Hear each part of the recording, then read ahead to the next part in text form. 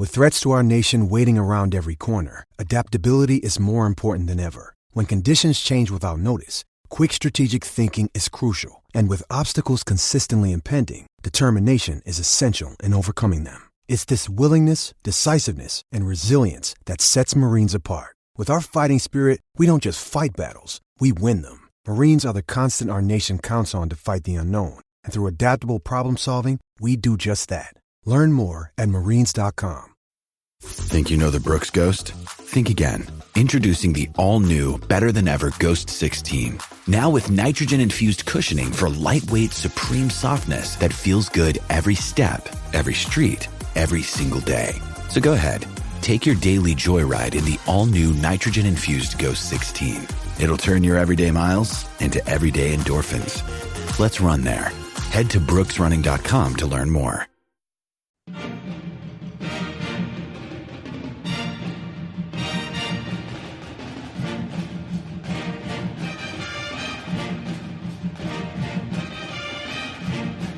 Hey there, Duke fans, and welcome to DBR Bites, episode 50. That is episode 50 of DBR Bites of the Duke Basketball Roundup. I am Donald Wine. I'm your host for this fine episode as we enter, or actually end, the month of May. It is May 31st here in the United States.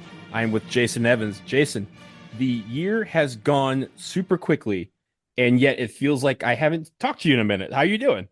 I'm doing fine. Yeah, since Memorial Day. We took a few days. It's the off season, so we don't go quite as often as we do during the regular season. But yeah, I'm doing great, buddy. How about you?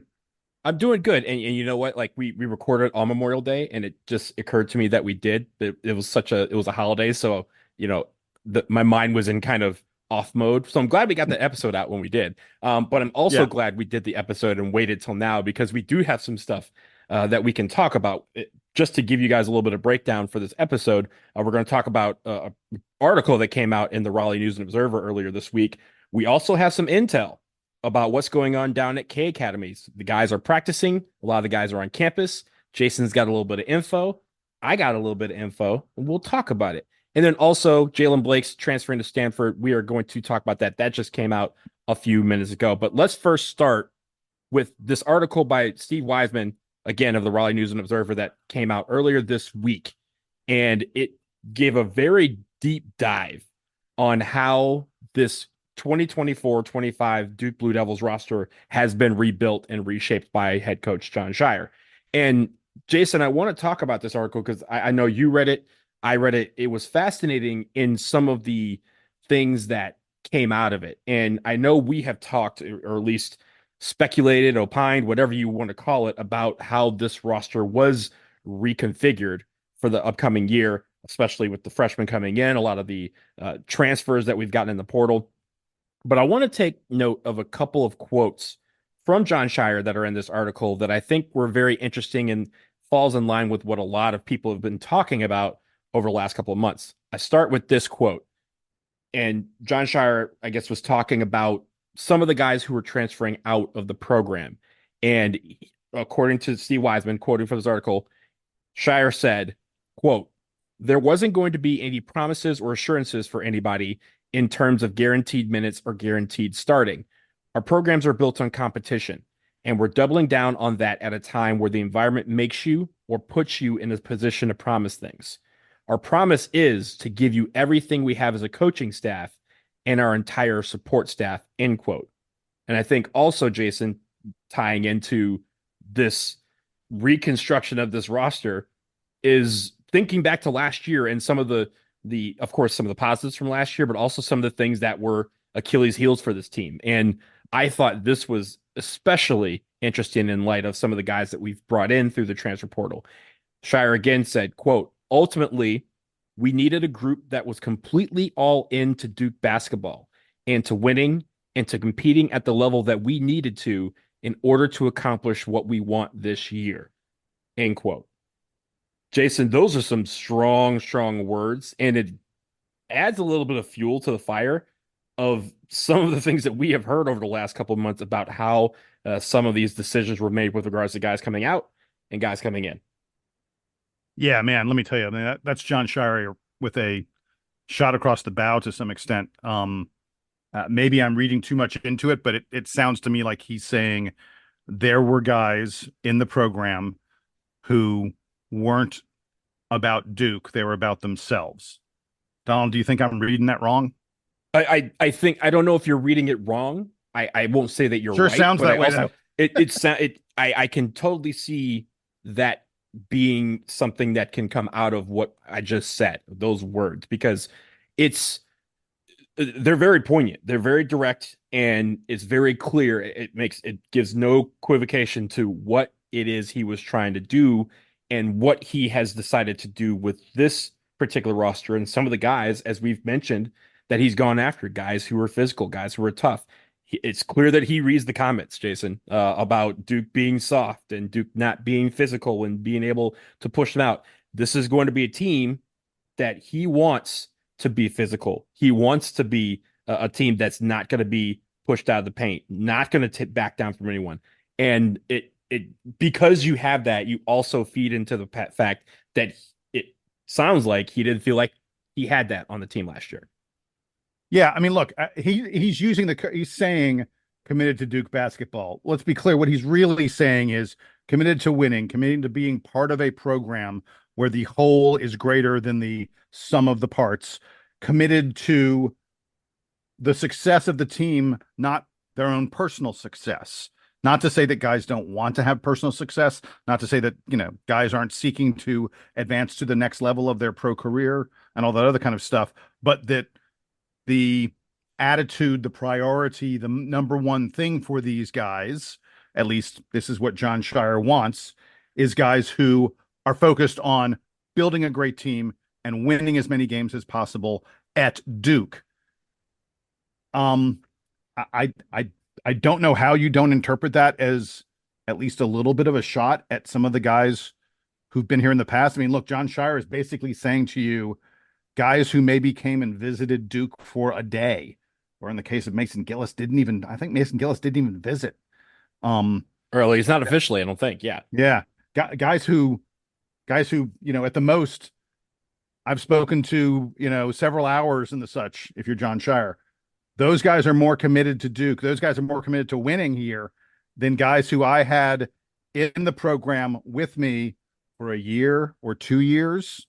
I don't think he was making that to imply anything about Jeremy Roach. Jeremy Roach is back at K Academy this week. Mm-hmm. I don't think he's saying anything about Jaylen Blakes. Jaylen Blakes also, I believe, was at K Academy this week. Not saying that K Academy is like some dividing line between, guys who belong and guys who don't, but just the, tea leaves and the such. I'm not going to name them by name, but people can probably put the math together. But this is, to some extent, Jon Scheyer saying that some of the guys who chose to leave did not have the attitude that Jon Scheyer wanted. And that is a pretty severe indictment. Jason, it's not often that I have the opportunity to quote In Vogue, but I'm about to, because In Vogue, one of their famous songs they sung, "Free your mind and the rest will follow. Be colorblind, don't be so shallow." The part where you talked about the sum of the sum of the parts, right, being greater than the whole being whatever. Like, look, this team, what he is basically saying is this team of all these guys, these individual guys that we have extensively gone through over the last couple of weeks, right, their roles and everything on this team. He wants all of that to be combined. And yes, you will get your personal success if the team succeeds. We've seen that, right? We've seen guys who were, Grayson Allen, right, was at the end of the bench in 2014, 2015. He came off the bench at the right time. He took advantage of that opportunity. Grayson Allen is in the NBA. Grayson Allen is one of the best three-point shooters in the NBA, right? He used that to feed his personal success. But at the end of the day, what he brought to the table was what the whole needed. And the whole would not have gotten to the top without that particular piece. And we talk about the puzzle analogy. We like to use that here on the show. And it's a 500 piece puzzle, right? Like, if you're putting that together, it does not matter if all 499 pieces are put in perfectly. If you don't have number 500, you have not completed the puzzle. And that's True. what Jon Scheyer is trying to insinuate here. It feels like, but it feels more direct than we have heard from Jon Scheyer in his short tenure before, right? He's kind of danced around it a couple of times, but this is a clear shot saying this is what I'm looking for, this is what I want, and it's not just to the guys, Jason, that left, it's to the guys that are here, and it's also to the recruits for next year as well, right? Like it's establishing what his expectation is for guys who come into this program, whether, like you said, they've been there for a couple hours or they've been there for 4 years. This is the expectation, and he is making it clear if it wasn't already clear. Yeah, the last thing I'll say on all this is, look, part of those quotes you read, part of the article sounds like coach speak. I mean, Yeah, of course. It's Jon Scheyer is a coach, and they call it coach speak for a reason. So I don't know that he's trying to call out various dudes on the team. That this may be us over interpreting, trying to, if you ask Jon Scheyer, hey, what happened? You had 7 guys transfer out.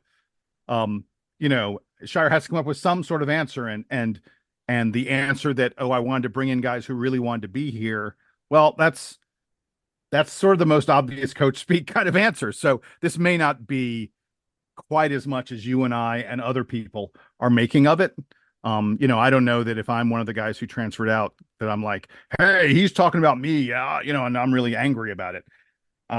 But it's possible that he's sending a little bit of a message. And I think you're correct about one part of it, which is that one of the audiences that he is speaking to for sure is the guys who have transferred into Duke. And he is sending a message to them about the fact that, minutes, roles, responsibilities are earned. And if you don't earn them on day one, that's okay. Find other ways to be a part of what is shaping up to be a pretty special Duke basketball team. Yeah, and I guess to put a bow in it, another part that I thought was interesting and falls in line with what we have heard over the last couple of months was there was a section of this article that was titled Tough Goodbyes, and it was talking about, some of the uneasy conversations that he had with some of these players about their future roles on the team, whatever they may have been. And he basically said that the conversations were what they need to do to get better and carve out a role. And I know when we had the information talking about the player's parent that you spoke to, that felt like they were forced out, and a lot of people remember took that word forced out and said Jon Scheyer doesn't want this guy on this team. He basically said you're not welcome. It's clearly that is reconfirming what we already knew. He was never saying these players are not welcome, but at the same time, he's like, this is what I need to see from you to get a role on this team. And some players either say, I'll show this guy and they'll work hard and come back and carve out a role that may not have been there for them because of hard work and dedication to what they want to do. Again, borrowing from another movie, The Program, there's a guy who, he may have taken steroids to do it, but he said, hey, I'm going to do anything to start on defense. I want to have a place at the table is what he called it. And he worked his butt off and obviously cut some corners. Don't cut corners. But the idea is his mindset was not, I'm going to go and sit on the bench and think about it. His idea was, I'm going to show the coach that they need me and they need me in these positions at these critical moments. And the other step is, hey, there's no role for me. I'm not going to get promoted, so to speak. So let's find a place where they may value my talents a little bit more. And those guys took that option. So I think that was reconfirmed through this article, but I also think, again, it's not directed at one player. It's not directed at any set of players. It's directed at everybody within the program. And Jason, you mentioned the K Academy. As we kind of shift gears here towards the K Academy, I am, first of all, this is the part of year where I'm jealous of everybody who's at K Academy. One of my friends is down there. And this year especially, she mentioned that almost everybody who you would think of has come back. Almost everybody who you wouldn't think of has come back, right? Like Joey Baker is back, right? Those guys who have transferred out of the program, and it's not like Joey Baker transferred as a sophomore or something. He was a graduate transfer. But guys who have left the program are still coming back to K Academy and participating this year because there's so many, people that have taken them up on it. I wish I had the cash. If somebody wants to sponsor me next year, I'll even train for it. dbrpodcast@gmail.com. Please don't put up that kind of funds for me. I'll figure out one day to do it. But Jason, as we get into that, first of all, Let's talk about K Academy in just how fun it looks, but also you have received some intel as Yeah. to some of the things that are happening down there. We know that the guys are practicing, that almost everybody on the team is there, with the exception of Patrick Ngongba. He is at U18 USA basketball camp, trying to make that national team. Shire was gone Well, for a couple days. he's made the team. He's made the team, so perfect. They're practicing now for, I want to say, Pan American Games or something like that. Yeah, it's like the U19s or something like that. But yeah. John Shire also was there for a couple of days to help them train and get that camp started. And he is also back at camp. So they had the nice little annual picture that they have with everyone. And it's a wide shot because there's it feels like 200 people in that thing. So again, Jason, tell us what you've learned about some of the practices that have started, or at least the pickup games that have started down there in Durham. Yeah, so I'll go ahead and say that I have someone on the inside who has seen the Duke players, both the pros who are there, the graduates who are there, and the incoming recruits. I guess not incoming recruits. I guess incoming freshmen and transfers. They all played. They played a couple times, and I know folks who have watched them play. Additionally, I've been able to speak to someone, a member of the basketball team, a player on the team, who's told me a little bit of stuff. The player on the team basically said, Cooper Flag is the real deal. Wait, is he we're breaking news here on the DBR podcast. Right, exactly. Yeah, my intel is that Cooper can really play. When they were having this scrimmage, again, it was a combination of pros and players, guys, sort of moving in and out and the such.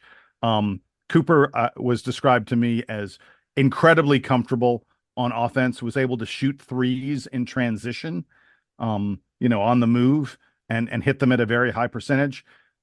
Really, you haven't seen him play down low, like in the post a lot in the All-Star games and the such. But it was described to me that Cooper is very comfortable getting the ball in the post, posting his man up and taking it up. He went to the glass against, frankly, against big old pros, and was able to rebound alongside guys who play in the NBA. And I've heard his hands. We've talked about this, Donald. People focus on the steals, they focus on the block shots, especially. I've been told his hands, his length, and his ability to disrupt things defensively is just, next level. I was told that the transfers are all going to be significant players in this team. I don't think that is breaking news, but it's good to hear. Sion James was described to me as a man playing among boys, even though he was playing with guys, some of whom are men already. But someone said, seeing a guy with a James on his back and the number 14, as we discussed, this guy was like, Sion just reminds you a lot of Nate James. And I love hearing that. Very, very confident Sion is. Mason Gillis, I was told, wasn't quite as aggressive as some folks might have expected. I mean, let's not forget that Mason Gillis was a guy who, he didn't do a lot offensively at Purdue. Very efficient, but not someone who's super aggressive, taking lots of shots and stuff and that kind of stuff. But that Mason Gillis was very effective in the things that he tried to do. And I was told that, John Shire is probably going to rely a lot on Sion James and Mason Gillis as leaders on this team, both in the locker room and on the court. In terms of the other freshmen, I mentioned Cooper Flag very quickly. Isaiah Evans, I was told, unbelievably smooth. Like, the Brandon Ingram comparisons are not just because they sort of look alike in terms of their frame. It's also in terms of the way Isaiah Evans plays. Incredibly smooth, really nice shooting motion. But man, just so thin. He's just got to hit the weight room to be able to have an impact at the college level. And then I was told that Darren Harris was, pretty active. Like, he was just this guy who got involved in a lot of plays. It wasn't that he scored a lot or that he was, this unbelievable lights out shooter any more so than some of the other guys. But that he was someone who felt like, he was always involved in what was happening. And, I think there are a lot of us, and I'll honestly say I'm among them, who've sort of dismissed Darren Harris's chance of having an impact on this team. My intel is telling me that Darren Harris is the kind of player that coaches sort of love, that you just see a lot of things in him that is like, okay, this is something that makes other players around me better. And that's really good to hear. I heard some pretty spotty stuff on Con Knuppel. He was described to me as a work in progress. His shot wasn't really falling for him in the scrimmage that my sources watched. He was hitting the front rim a lot from the outside. Con has look, it's uphill, I think, for Con to be a significant player on this team. And apparently he had some struggles in the scrimmage. And then Kaman Malawach, I was told, up and down, like his size, his length impacts the game. And he is really hard to guard when he does like the pip and pop and shoots those threes, and that he can hit those threes. Guys just aren't ready for a dude like him to set a vicious screen and then step back and pick and pop from three. I was told that he was battling against Ryan Young and Marshall Plumlee in the post, and that frankly, those two guys had a little bit of trouble against Kaman's size. But we should be aware, like court awareness, the speed of the game.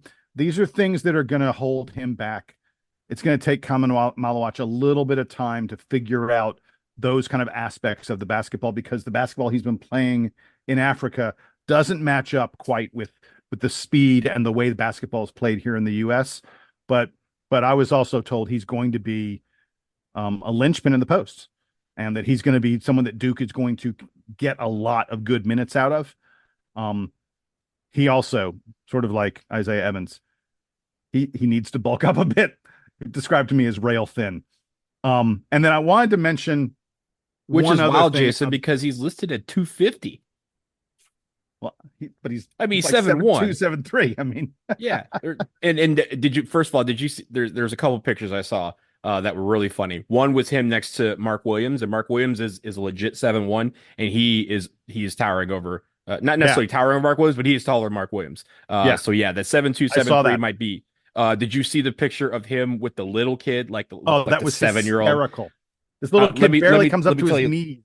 Let me tell you, ladies and gentlemen, as much as I would love to bring my godson down to K Academy to see him get his shot absolutely thrown into the nether regions by a 7'2" dude, don't do this. Don't give your kids that lack of confidence. You want them to be happy. But to be fair, the kid did look happy, but that's because in the picture he had not yet shot the shot that clearly was going to get blocked by a dude who could probably touch the rim from his tippy toes. So I wanted to mention one more piece of intel about an incoming Duke player, and that is Malik Brown. I was told that he kind of disappeared a little bit, like in the scrimmage, in the basketball that guys were playing. That he has got great length, but he didn't really stand out that much on the defensive end of the floor, and wasn't super aggressive on offense. I think anyone who thinks that Malik Brown is going to be a big part of the Duke offense is probably fooling themselves a bit, unless he's going to develop something that didn't show up at Syracuse in his first 2 years there. Folks need to be reminded, this is a guy who really primarily is a finisher when someone else gives him the ball, within 5 feet or so of the basket. But I was a little surprised to hear that Malik Brown just, didn't show that much during the admittedly, it's one lengthy 5-on-5 scrimmage game, but it's still significant to note that. And then the last thing, Donald, Marshall Plumlee apparently was just banging on the inside. I heard this. I know he's graduated. I know Marshall's not really playing ball anymore. I think he wants to get into coaching. There's a great clip on Facebook, I think, of Marshall like coaching his team at the K Academy, and he is totally into the coaching aspect of it. I mean, but Marshall apparently in the scrimmage was really good. Far and away, I was told the best alumni playing in this game was Lance Thomas, believe it or not. I was told that Lance looked like he could still play another 5 years in the NBA, which was really interesting. And then it's also worth noting Grayson Allen was playing, and Grayson apparently at one point hit a deep three over Cooper Flagg. That everyone watching was like, ooh, like, it's like, it was like a super impressive play. The thing I take out of that is Cooper Flagg was guarding Grayson Allen. I think that is Grayson really Allen is interesting. is he is a 2 in the NBA, right? Like, Yeah. so this whole thing about him maybe doing only like 3s, 4s, maybe 5s, he can also do 2. And you mentioned it, and I think Scott did when we had the 2-part series on the roles and responsibilities. The fact that he is so versatile, that a lot of these guys coming in are very versatile, can guard multiple positions, means that there's going to be a point where everybody on the court can guard anybody. And that is that it gives any team fits when you know that they can switch or they can take you on and go the other way. But Jason, I think the other thing that I had heard about Sion James is that I think one of our listeners emailed in and said that he was a man on the boards, or like in the paint. He could get to the paint at will, but also shoot threes, which again, I think lines up with what we had heard about him. And I think the idea about all this is we have just spent 8 minutes or so overreacting to the very first pickup game of the summer, Yeah. which not even the whole team was there for, and the whole team wasn't like on the court together at the same time, at least from what we've heard. This is what we do here on DBR podcast. We love overreacting to this sort of stuff because it's really cool. But I also think that given some of the people who have excelled and some of the people who, a lot of people have said that have come on a little bit slower in those scrimmages, there is still time, ladies and gentlemen. There is a whole summer. There's a whole Yes. fall. Coach Will has not gotten to leave his mark on them yet in the weight room. So some of these guys who are real thin, don't worry about that. They will be fine. I also like that Jaylen Blakes is there, because Jaylen Blakes, there will be a new like weight room champion, because I believe Jaylen Blakes has held it the last 3 years. So there's going to be somebody who's going to win that belt, that strength and conditioning belt that they covet so much.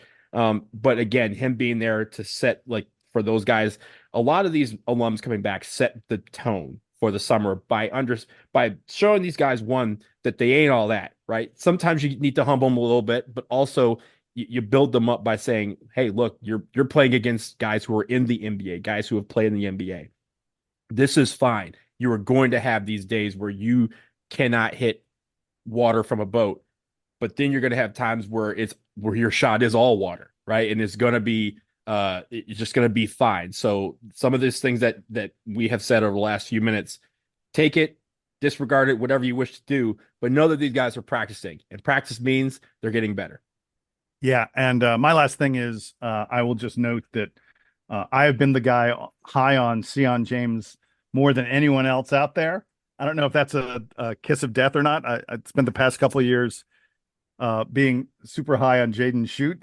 It never worked out for him. You didn't tell him that when you met him, did you? Yeah, right. No, I did not. But I will just remind everyone that when we were doing our preview, I said that I thought there's a very realistic scenario where Sion James starts.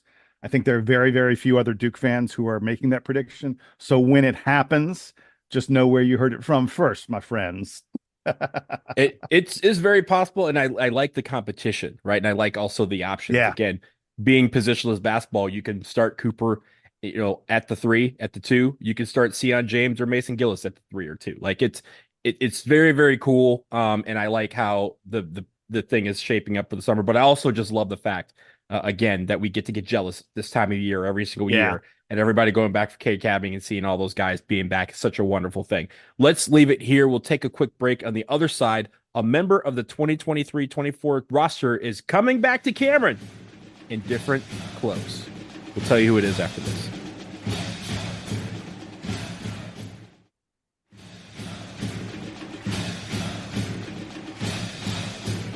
All right, Jason, we are back, and we are on to our last topic of this DBR Bites, and that is Jaylen Blakes, who we knew had graduated earlier this month. It's still May, so earlier this month, he graduated from Duke University. He had mentioned that he is entering the transfer portal to take his last year of eligibility somewhere else, and he has made that decision just a few minutes, actually. I feel like a few minutes right before we recorded this episode. Jaylen Blakes decided, or at least announced, that he is going to Stanford.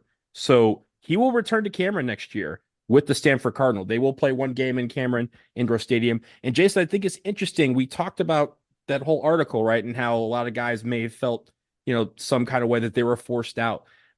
It's interesting that in this new transfer portal era that we have now thrust ourselves into, because we weren't really a part of it last year, for the guys, have transferred within the conference. And yes, Stanford, ladies and gentlemen, yes, Stanford is in the conference now. So we have to consider them in conference. But TJ Power at Virginia, Christian Reeves at Clemson, Jaden Schutt at Virginia Tech, and now Jaylen Blakes at Stanford. We're going to have some guys that we're going to see again next year, at least guaranteed to see next year during the regular season. Jason, your thoughts on Blakes going to Stanford, which I think is a really good move for him. So I'll start by saying this. Folks may recall, you can go back in the archives and look when Jaylen Blakes committed to Duke 4 years ago, I guess it was. We interviewed his high school coach. We brought him on here, and he talked glowingly about Jaylen Blakes. And one of the things he noted was that this is an academic kid. So I am in no way at all surprised that after getting his Duke degree in 3 years, hat tip. I mean, come on. That is not an easy thing to do. And I know that Jaylen Blakes is not someone who took the easiest classes he could find at Duke. After getting his Duke degree in 3 years, Jaylen Blakes is going to go get a grad degree. I'm not sure what topic it'll be in, from Stanford. I would say that the guy has a pretty good future ahead of him, whether it be in basketball or anything else. The other thing I think is interesting about this is I sort of figured, Donald, we talked about the fact that we sort of thought Jaylen Blakes might sort of step down in like away from a Power Five. Power Five. I guess it is Power Five. Yeah, they're Big East. Yes. Big East, so it is Power 5. All right, so there's still 5. I guess it's P6 technically. Anyway, Pac-12 gone. From a power conference school, we thought he might step down to a mid-major, and I even said, I was like, oh, I this guy could lead, one of these mid-majors in steals or something like that. It'd be really exciting and really fun and interesting. Instead, he decides to stay in the ACC. And so I went ahead and looked very quickly. Look, like you said, we only had a few minutes. I couldn't do a deep dive, but I looked really quickly at what the Stanford Cardinal situation in the backcourt is to see, is Jaylen Blakes walking into like an automatic starting kind of spot or a rotation spot, or, where's he going to be? Well, the Stanford Cardinal lost their entire starting backcourt. One guy graduated, the other guy transferred to Indiana. But they brought in a couple transfers. They bring in a really nice point guard transfer from UC Irvine, probably the best player on that UC Irvine team. And they bring in a kid from USC who is an outstanding shooter, like 43% plus from 3-point range. And they've got one kid returning who was part of the backcourt, played about 17 minutes per game, mostly as the backup point guard. But that's kind of it. Stanford, as far as I can tell, they really got, 3 guys in the mix, and frankly, only one of them, the UC Irvine transfer, only one of them would I say is like, oh, that guy's automatically starting ahead of Jaylen Blakes. I think it'll be a very interesting situation for Blakes to earn minutes, to be in competition. I'm not sure that Blakes is a point guard. I think he's probably more of a wing guard. That's what he mostly did at Duke, and it looks like there are going to be some real wing minutes available at Stanford next season. Stanford, I think, is going to struggle in the ACC next year. Frankly, I think most folks aren't projecting them to be, in the top 15 or so in the conference. They're going to be in the bottom 3 to 4 or 5 teams or so in the league. But I think it's going to be very interesting. I'm going to be tracking, the role that Jaylen Blakes is able to play there. And I really look forward to Duke playing him on the other side and just sort of watching him max up with Tyrese Proctor. Those two guys probably know each other really well from practice over the past couple of years. Yeah. And I think when you think about his game, right, and you mentioned, I think even with the guy that transferred out of Stanford, I think for like a hot second, right, we were linked with like, it felt like 50 people, but I felt like he was one of those guys that we initially looked at, the guy who ended up going to Indiana. But that was also early on when we didn't know everybody who was transferring out of the program and all the guys that we were going to go after. But I think Jaylen Blakes, one, has earned this opportunity, and I think it's going to be interesting to see how he responds to being in contention for a starter's role, contention for at least heavy minutes, because he has that experience, right? He's started some games at Duke. It's not like he started 40 games, but he stepped up in whatever role you gave him. And there was times where he led the team in scoring. We recall that those back-to-back games he had, not this past season, but the season before, where he had 19 points in two straight games when guys were out due to COVID and other injuries. But also when guys are injured or hurt or not playing well, Duke's staff would rely on him to kind of reset and recalibrate. And I'm really looking forward to seeing what he does at Stanford. I hope he does well at Stanford. Of course, I hope everybody at Cameron gives him a nice, warm, warm welcome when he returns there. I'm certain they will. Yeah. I'm certain they will. He's again one of those guys that everyone applauds his effort and loves his effort, and was one of those. It wasn't the fan favorite, but everyone loves Jaylen Blakes. There's nobody. If you hate Jaylen Blakes, I don't think you're a Duke fan. So he's a guy that we're really going to appreciate coming back here. And then unfortunately we have to beat Stanford. That's not his fault. But that's just how the cookie crumbles sometimes. But best of luck to him at Stanford, both on the court and in the classroom, whatever degree he ends up getting there as well. Jason, anything else before we wrap up? No, that's about it, man. I'm eager for a little more intel, and I'm eager for NBA Finals between Kyrie and Derek Lively against Jason Tatum. That's going to be fun. That's going to start to middle of next week or something like that. Yeah, next Thursday. Yeah. Yeah, we got a long time off before that happens. But that's going to be exciting from a Duke standpoint. And then we got NBA draft coming up. June's kind of a quiet month, I guess, a little bit. But on the other hand, there's a lot of stuff happening.